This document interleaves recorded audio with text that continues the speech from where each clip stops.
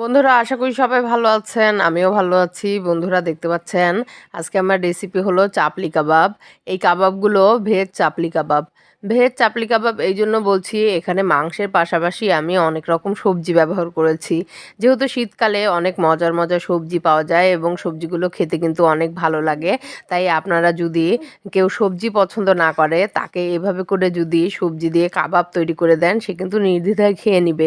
বিশেষ করে বাচ্চারা যারা সবজি খেতে পছন্দ করে না, তাদের যদি আমরা এভাবে করে তৈরি করে দেই, তারা কিন্তু বুঝতেই পারবে না যে তারা অনেকগুলো সবজি একবারে খেয়ে নিচ্ছে। এই কাবাবগুলো আমি বাড়িতে খুব সহজে তৈরি করেছি এবং খেতে খুবই মজাদার হয়েছিল। এই কাবাবের রেসিপিটা খুবই সহজ। চলেন তাহলে রেসিপিটা দেখে নেই। এই রেসিপি তৈরি করার জন্য প্রথমেই লাগছে সবজি এবং মাংস। আমি এখানে 250 গ্রাম পরিমাণ স্মুথ মাংসের কিমা নিয়েছি এবং নিয়েছি অনেক রকম সবজি।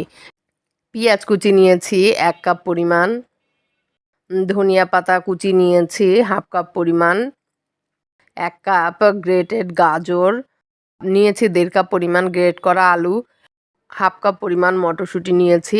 মটরশুঁটিগুলো একটু ভাপিয়ে পানি ফেলে দিয়ে সুন্দর করে পানি ঝরিয়ে নিয়েছি এবং 3টা কাঁচামরিচ কুচি করে নিয়েছি। টমেটো 1 কাপ পরিমাণ টমেটো কুচি নিয়েছি। এবার একটা বোলের ভেতর এইসব উপকরণ সুন্দর করে ঢেলে নেব। সবগুলো উপকরণ ঢেলে নিয়ে এবার দিয়ে দেবো মশলা।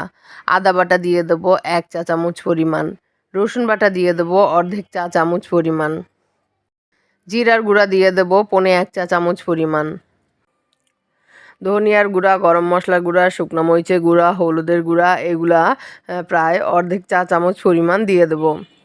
লবণ দিয়ে দেবো 1 চা চামচ পরিমাণ।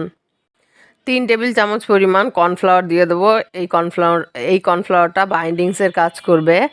সয়া সস দিয়ে দেবো 1 টেবিল চামচ পরিমাণ, এবং দিয়ে দেবো একটা ডিম ফাটিয়ে দিয়ে দিলাম। এবার এই সকল উপকরণ খুব সুন্দর করে মাখিয়ে নেব। হাত দিয়ে খুব ভালো করে মাখিয়ে নেব। একটু সময় নিয়ে খুব ভালো করে মাখিয়ে এভাবে করে কাবাবের মিশ্রণটা রেডি করে নেব। কাবাবের মিশ্রণ এভাবে করে রেডি করে নিয়ে আধা ঘন্টা ম্যারিনেট করে রেখে দেবো। আপনাদের হাতে যদি সময় না থাকে, আপনারা সাথে সাথেও ভেজে নিতে পারেন। আমি এভাবে করে মাখিয়ে আধা ঘন্টা রেখে দিয়েছিলাম।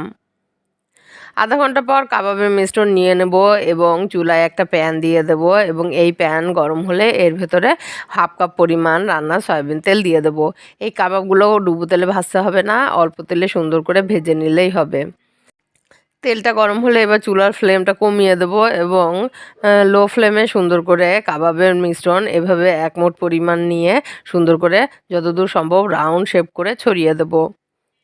যেহেতু চাপলি কাবাবগুলো একটু বড় সাইজের হয়ে থাকে, তাই বড় 1 মুঠ পরিমাণ মিশ্রণ নিয়ে এভাবে করে সুন্দর করে বড় একটা রাউন্ড শেপের কাবাব তৈরি করব। এভাবে করে কাবাবগুলো সুন্দর করে ছড়িয়ে দিয়ে একটা ঢাকনা দিয়ে ঢেকে কাবাবের এক পাশ ব্রাউন কালার করে ভেজে নেব। প্রায় 7 থেকে 10 মিনিট এক পাশ ঢাকনা দিয়ে ঢেকে ভেজে নিলে এক পাশটা খুব সুন্দর করে কুক হয়ে যাবে এবং সুন্দর একটা ব্রাউন কালার হয়ে যাবে। তখন উল্টে দিয়ে অপর পাশও খুব সুন্দর করে 7 থেকে 10 মিনিট ব্রাউন কালার করে ভেজে নেব। উল্টানোর সময় একটু সাবধানে উল্টাতে হবে, যেহেতু কাবাবগুলো একটু বড় সাইজের, তাই যদি তাড়াহুড়ো করা হয় তাহলে কিন্তু কাবাবগুলো ভেঙে যাবে। তাই একটু সাবধানে সুন্দর করে উল্টে দেব।